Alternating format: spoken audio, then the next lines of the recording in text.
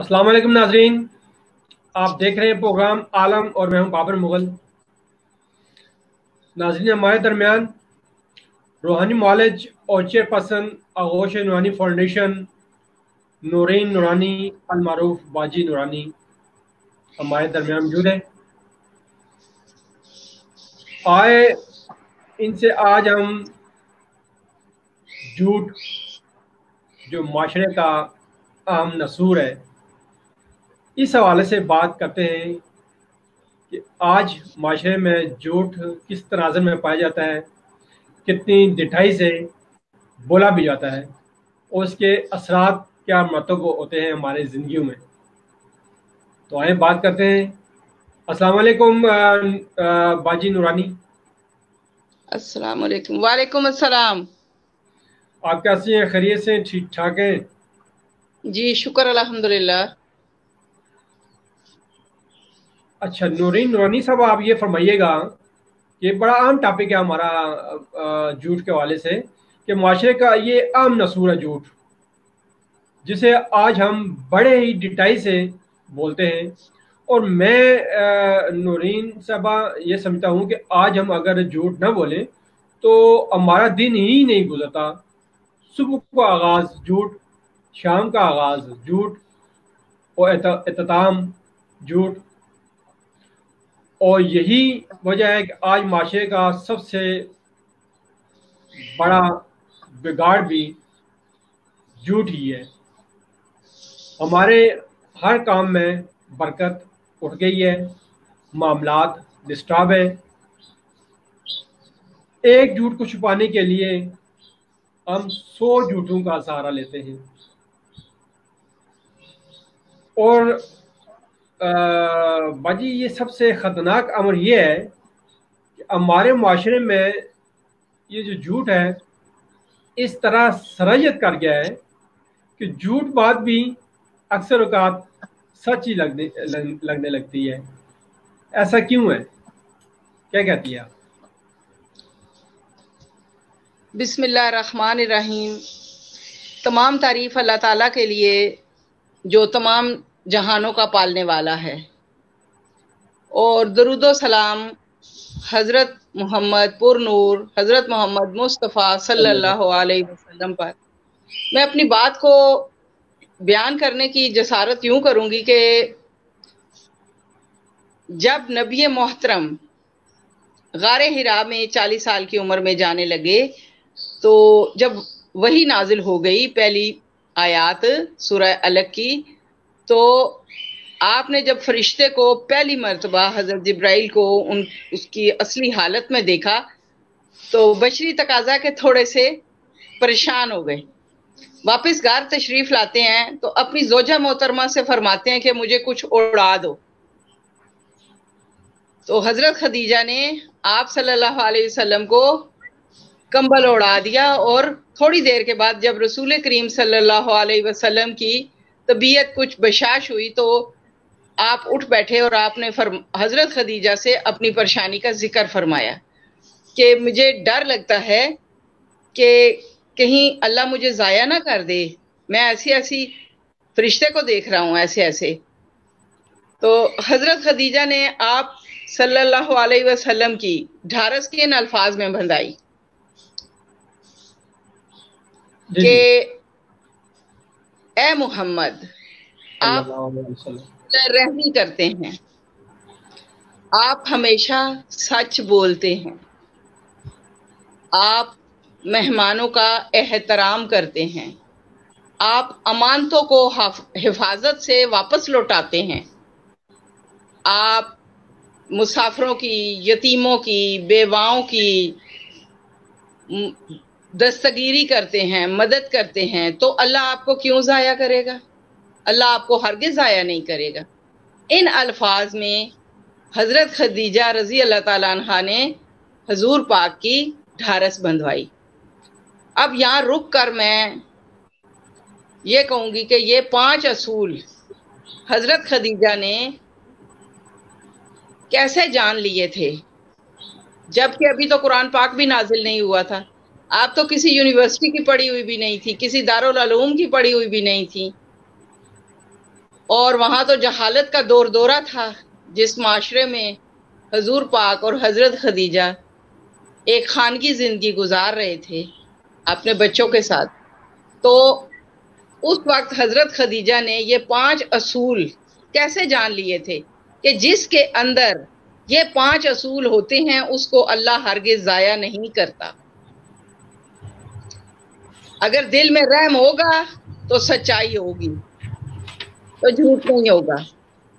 تو جو اپنے آپ پر رحم نہیں کرتا، اپنے دل پر رحم نہیں کرتا، اپنے بچوں پر رحم نہیں کرتا، اپنی ذات پہ، سب سے پہلی بات اپنی ذات پہ رحم نہیں کرتا، وہ جھوٹ بولتا ہے یا بولتی ہے. تو یہاں رک کر میں اپنے معزز و محترم معاشرے سے یہ سوال کروں گی کہ آج ہم اپنی بچیوں کو، کیونکہ یہ الفاظ حضرت خدیجہ نے فرمائے ہیں نا کہ آپ صلہ رحمی کرتے ہیں، آپ ہمیشہ سچ بولتے ہیں، آپ مہمانوں کا احترام کرتے ہیں، آپ امانتوں کو حفاظت سے لوٹاتے ہیں، آپ مدد کرتے ہیں بیواؤں کی، یتیموں کی، مسافروں کی، ٹھیک ہے، معذوروں کی. تو اپنی بیٹیوں کو آج بڑی بڑی یونیورسٹیوں سے بڑی ڈگریاں تو دلوا دیتے ہیں، لیکن کیا کبھی کسی ماں نے یہ 5 اصول اپنی بیٹی کے اندر گونجنے کی کوشش کی ہے؟ یہ پہلی ڈھارس تھی جو حضرت خدیجہ نے ان الفاظ میں بندوائی. یعنی کہ جو بندہ یہ 5 اصول اپنا لے وہ نبی کریم کے پیچھے پیچھے چل سکتا ہے، اس کو کوئی مشکل نہیں. وہ 5 اصول کون سے ہیں وہ تھوڑا سا بتا دیجیے گا. جی 5 اصول ہیں جو حضرت خدیجہ نے فرمایا کہ اے محمد آپ تو صلہ رحمی کرتے ہیں، آپ تو ہمیشہ سچ بولتے ہیں، آپ مہمان کا احترام کرتے ہیں، آپ امانتوں کو حفاظت سے لوٹاتے ہیں، آپ مسافروں کی، بیواؤں کی، یتیموں کی، معذوروں کی دستگیری فرماتے ہیں، تو آپ کو اللہ ہرگز ضائع نہیں کرے گا. یہ وہ 5 اصول ہیں، بہت آسان ہیں، ٹھیک ہے. تو میں یہ کہوں گی کہ میں نے بطور نفسیاتی اور روحانی معالجہ کے جو کاؤنسلنگ دی ہے، دیکھا ہے لوگوں کو، برا نہ منائیے گا، جن کی زندگی جھوٹ پہ گزرتی ہے ان کی موت بھی جھوٹ پہ ہوتی ہے. یہ ہو نہیں سکتا کہ پوری زندگی جھوٹ بولتے رہیں اور کہیں اللہ ایمان علی موت دیں، اللہ کلمہ پڑھنا نصیب کریں. نہیں ہو سکتا. اللہ میں ڈرا نہیں رہی تو بس کیونکہ میں کوئی دین کی وہ بھی نہیں ہوں، میں نے کوئی دین خاص کوئی پڑھا بھی نہیں ہوا. ایک نارمل سی بات ہے کہ جس کی زندگی جھوٹ پہ تو اس کی موت بھی جھوٹ پہ. اور جب ساری زندگی بندہ یہ کانوں کو ہاتھ لگاتے رہتے ہیں، ہمارے بڑے بڑے تاجر، ہمارے بڑے بڑے آفیسر، بڑی بڑی بیگمات، بڑے بڑے وزیروں، امیروں کبیروں کی بیگمات، اس میں خیر فرق نہیں ہوتا کہ کوئی غریب ہے یا امیر ہے، جھوٹ ہے. یہ ایک ناسور ہے جیسا کہ آپ نے فرمایا. تو یہ دیکھا ہے کہ اللہ موت کلمے تے کریں. ہاں بولتے جھوٹ ہو، موت کیسے کلمے پہ ہوگی؟ ساری زندگی انسان جھوٹ بولتا رہے اور آخر میں آگے کہے کہ اللہ موت ایمان پہ ہو. اللہ معاف کرنے والی ذات ہے، لیکن جو جھوٹ بولا جاتا ہے اس کے اثرات اتنی دور تک پھیل چکے ہوتے ہیں.